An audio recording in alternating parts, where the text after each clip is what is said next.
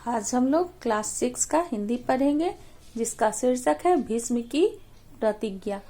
भीष्म का अर्थ होता है कठिन, जो आसान न हो, और प्रतिज्ञा का अर्थ होता है प्रण लेना या शपथ लेना। यह एक ऐतिहासिक संदर्भों पर आधारित एकांकी है। एकांकी कहते हैं छोटे से नाटक को, जिस नाटक का एक ही अंक हो उसको एकांकी कहा जाता है। इसके कुछ मुख्य पात्र हैं। शांतनु हस्तिनापुर के राजा, भीष्म हस्तिनापुर के युवराज, दासराज निषादों का राजा, सत्यवती दासराज की पुत्री। अन्य पात्र भी हैं, सैनिक, द्वारपाल, देवगण और सत्यवती की सहेली। पहला दृश्य में दिखाया गया है इस नाटक में कि जमुना के निकट निषादों के राजा दासराज का निवास स्थान होता है।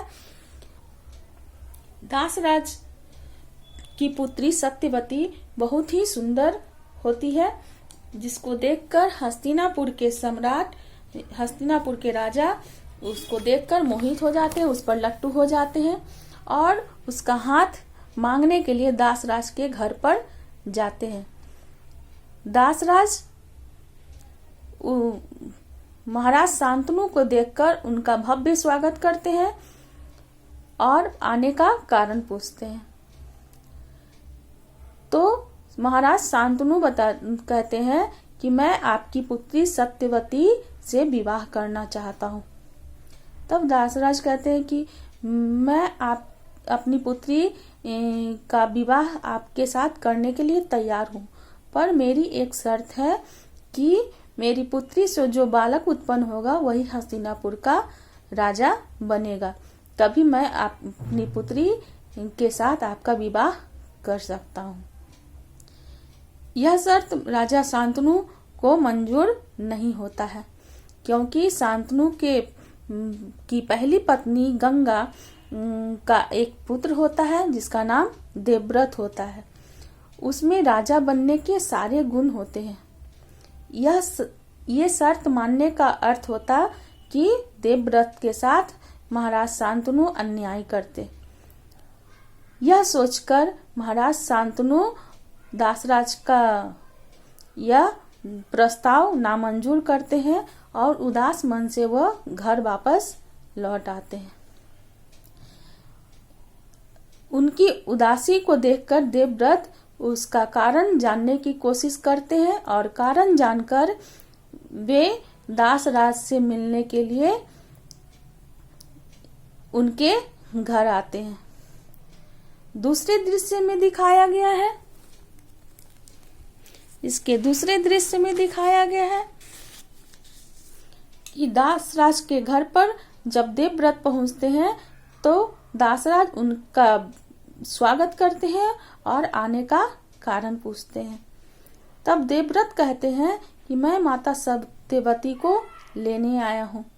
दासराज उनसे सत्यवती को उनके घर भेजने के लिए शर्त को पुनः देवव्रत के सामने रखते हैं। देवव्रत कहते हैं ठीक है, मैं वचन देता हूँ कि मैं हस्तिनापुर का राजा नहीं बनूंगा। माता सत्यवती से जो उत्पन्न पुत्र होगा वही जो मेरा भाई होगा वही राजा बनेगा।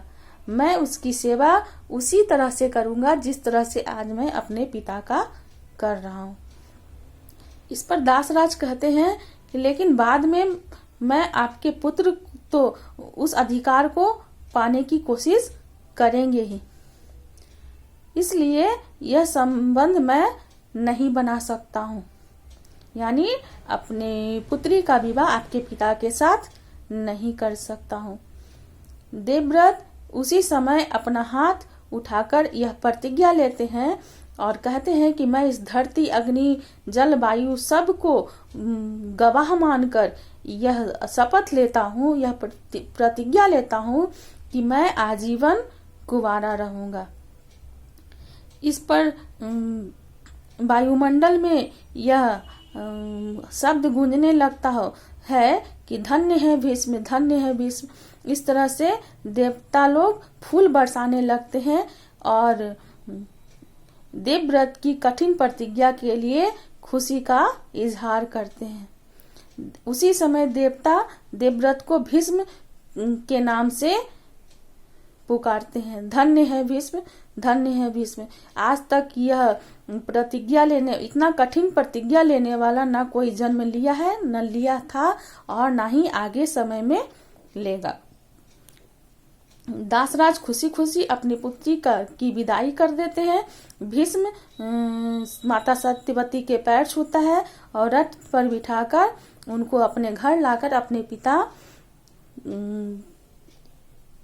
पिता शांतनु से उनका विवाह कर देता है। यही कहानी था। आगे हम लोग प्रश्नोत्तर देखेंगे।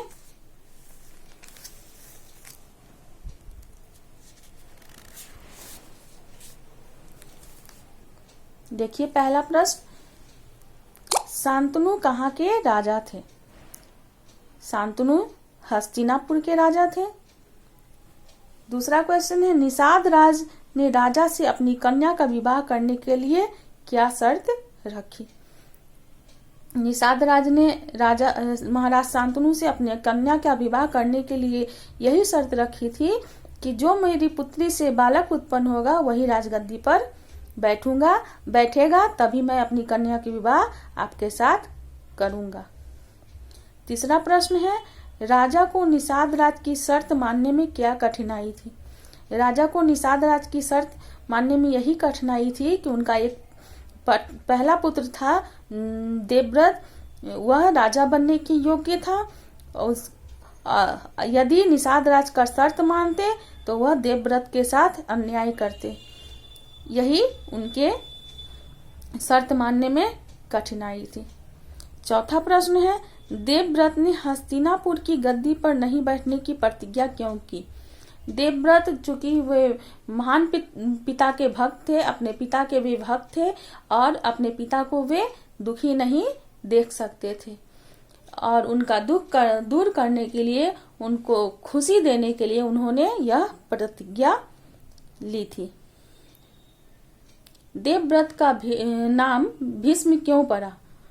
जब देवव्रत ने निषाद के राजा के सामने भीष्म कठिन प्रतिज्ञा ली कि मैं आजीवन विवाह नहीं करूंगा, उसी समय देवताओं ने उनका नाम भीष्म रख दिया।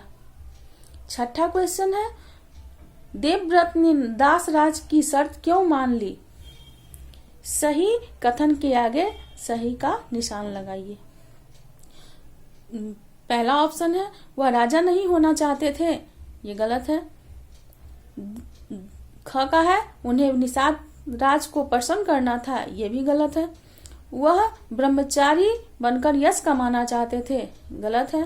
वह अपने पिताजी को सुखी देखना चाहते थे, यह सही है। सातवां क्वेश्चन है, मिलान करें, क और ख स्तंभ को मिलाइए। शांतनु हस्तिनापुर के राजा, भीष्म हस्तिनापुर के युवराज, दासराज निषादों के राजा, सत्यवती दासराज की पुत्री। इन सभी को बना लेंगे। धन्यवाद।